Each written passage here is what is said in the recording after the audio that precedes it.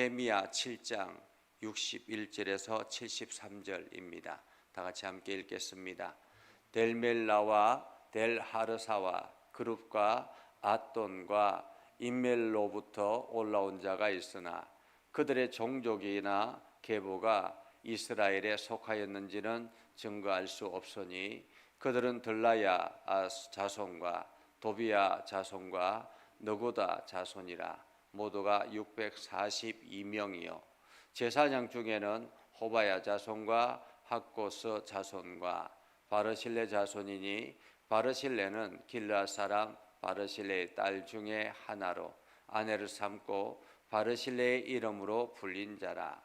이 사람들은 계보 중에서 자기의 이름을 찾아도 찾지 못하였으므로 그들을 부정하게 여겨 제사장의 직분을 행하지 못하게 하고 총독이 그들에게 명령하여 우림과 둠빔을 가진 제사장이 일어나기 전에는 지성물을 먹지 말라 하였느니라.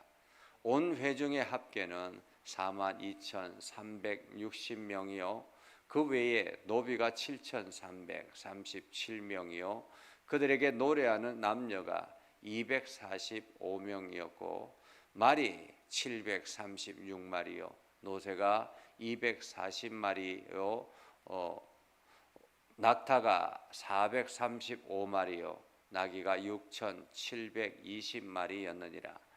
어떤 족장들은 역사를 위하여 보조하였고 총독은 금 1000드라크마와 대접 50과 제사장의 의복 530벌을 고물국간에 드렸고 또 어떤 족장들은 금 2만 드라크마와 은 2200마네를 역사국간에 드렸고 그 나머지 백성은 금 2만 드라크마와 은 2000마네와 제사장의 의복 67벌을 드렸느니라. 이와 같이 제사장들과 레위 사람들과 문지기들과 노래하는 자들과 백성 몇 명과 너디님 사람들과 온 이스라엘 자손이 다 자기들의 성읍에 거주하였느니라. 아멘. 오늘도 하나님의 은혜가 여러분의 삶에 가득하기를 바랍니다. 여러분을 통해서 하나님의 위대한 역사들이 오늘도 일어나기를 주님의 이름으로 축복합니다. 이스라엘 백성들이 포로에서 귀환을 하고 그리고 성전 재건 사업을 하게 되죠. 어쩌면은 지금 이 명단, 지금까지 어제부터 오늘까지 읽었던 이 명단은 성전 재건 사업에 힘을 쏟았던 사람들, 그러한 사람들이라고 말할 수 있습니다. 그들은 참으로 힘겨운 싸움을 싸우면서 성전 재건 사업을 했습니다. 성전을 복원하고 다시 건축하고 부서진 것을 재건하는 그러한 일들을 열심을 다해서 최선을 다해서 했던 사람들입니다. 많은 사람들이 거기에 헌신하고 올인했던 그러한 역사가 오늘 이제 느헤미야 총독을 통해서 이게 재정리가 되는 그러한 장면이라고 말할 수 있습니다. 그런데 오늘 어제까지의 말씀을 보면 각기 지파별대로 각기 족장들대로 그 이름이 나열되어지는 것을 보게 되죠. 그러나 오늘 본문의 말씀은 성전 재건 사업에 헌신했던 사람들이었지만은 증거가 없어서 자기의 신분을 찾지 못하는 사람들의 모습을 봅니다. 61절에 보면 델멜라와 델하르사와 그룹과 앗돈과 임멜로부터 올라온 자가 있으나 그들의 종족이나 계보가 이스라엘에 속하였는지는 증거할 수 없었다라고 말합니다. 이게 신분이 정확하게 알 수가 없었다라는 말이에요. 그들은 바벨론의 포로로 끌려갔다가 다시 귀환하는 과정에서 자신의 족보를 잃어버렸던 그러한 모습이라고 말할 수 있습니다. 그러니까 신분 증명이 제대로 이루어지지 않는 거죠. 그럼에도 불구하고 그들은 성전 재건 사업에 열심을 다하고 최선을 다했던 사람들입니다. 그들은 들라야 자손과 도비야 자손과 너고다 자손이라 모두가 642명이라 라고 말할 수 있습니다. 그들은 누가 강요해서 온 것이 아니라 스스로가 자발적으로 이 성전, 하나님의 성전 앞에 헌신하고자 하는 그런 마음으로 왔던 사람들입니다. 그리고 보면 제사장 중에는 호바야 자손과 학고스 자손과 바르실레 자손이니, 바르실레는 길르앗 사람 바르실레의 딸 중에 하나와 하나로 아내를 삼고 바르실레의 이름을 붙였던 사람이라. 그런데 이들도 자기의 이름을 찾지 못했다라고 말합니다. 제사장인데도 불구하고 자기의 이름을 찾지 못했다. 그 계보에서 자기 이름을 찾지 못했다라는 것입니다. 사실 70년 그 포로 기간과 그 귀환하는 그 과정에서 얼마나 많은 그 자료들이 다 유실되었겠습니까? 그러한 자료들이 다 유실됨으로 인해서 그들의 신분조차 제대로 찾지 못했다라고 말할 수 있습니다. 어쩌면 우리나라가 일본의 지배 아래 있고, 그리고 한국 전쟁으로 인해서 수많은 자료들이 다 유실되어서 자신의 신분조차 제대로 찾지 못해서 오랜 기간 동안 그렇게 신분을 찾는 그러한 작업들이 있었다라고 합니다. 오늘 이들은 자기의 신분이 정확하지 않음에도 불구하고, 더더구나 주변 사람들에게 인정받지 못함에도 불구하고 64절에 보면 이렇게 말합니다. 이 사람들은 계보 중에서 자기 이름을 찾아도 찾지 못하였으므로 그들을 부정하게 여겨 제사장의 직분을 행하지 못하게 하였다라고 말합니다. 부정하게 행하여. 이게 이상한 눈초리로 이들을 바라보았다라는 것입니다. 자기는 분명히 제사장의 계열이고 레위 지파의 자손임에도 불구하고 오랜 기간 동안 조상으로부터 그렇게 알아왔고 했는데 지금 정확한 증명할 수 있는 자료가 없는 거예요. 그러니까 자료가 없다 보니까 주변 사람들로부터 이상한 눈초리로 무시당하고 그렇게 살아왔던 것입니다.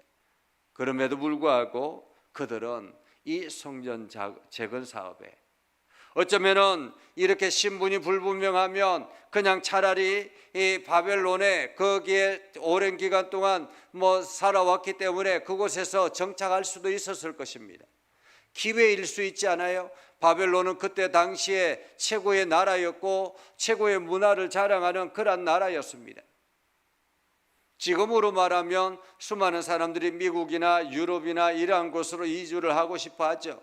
그 이유는 그곳에 문화가 있고 또한 엄청난 풍부한 어떤 자원이 있고 그곳에 많은 교육할 수 있는 좋은 환경이 있기 때문에 사람들은 그곳에 가려고 합니다.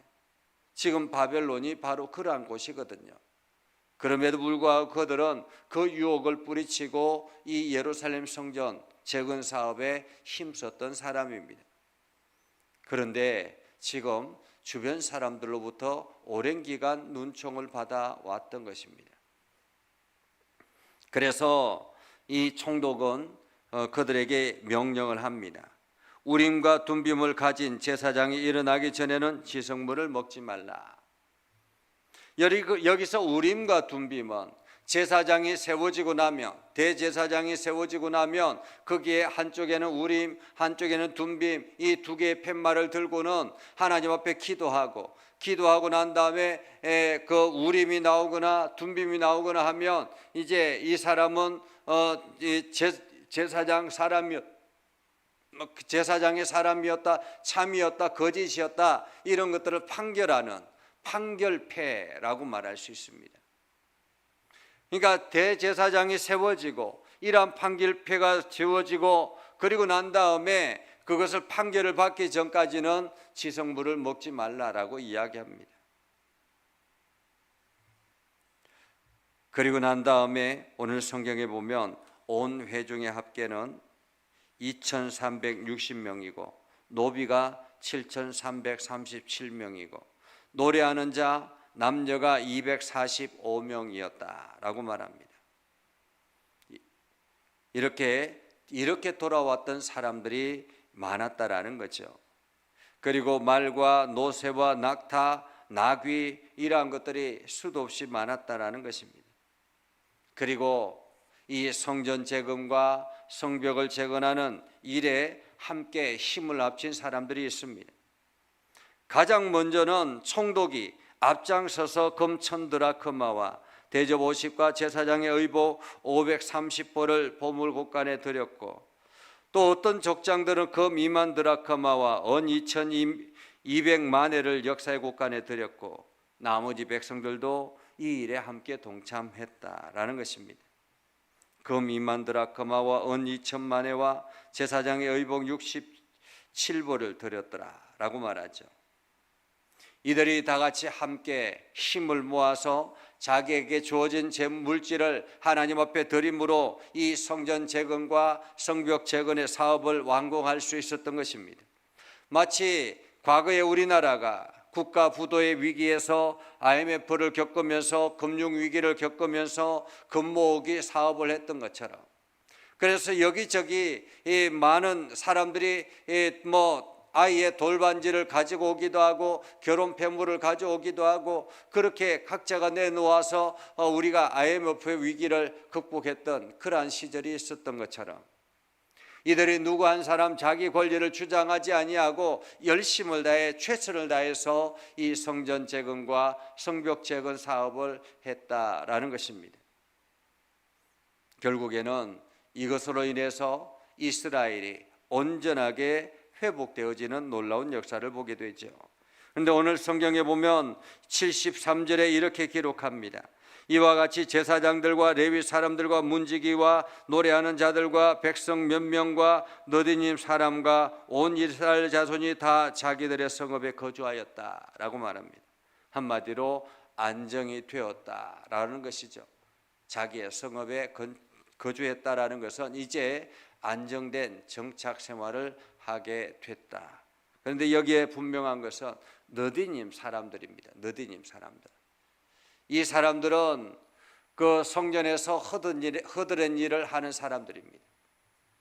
늘상 성전에서 허드렛 일을 하고 노예와 같이 그렇게 힘든 일들을 감당하는 사람들인데, 그런데도 불구하고 그들도 이방인임에도 불구하고 이제 이 성전 일에 허드렛 일을 하는 여호수아 시대 때 이 너디님 사람들이 이 자기의 그냥 먼 길로부터 왔다라고 가장하고 거짓으로 이야기를 해서 여호수아에게 약속을 받아내는 그 족속이 너디님 사람들이거든요.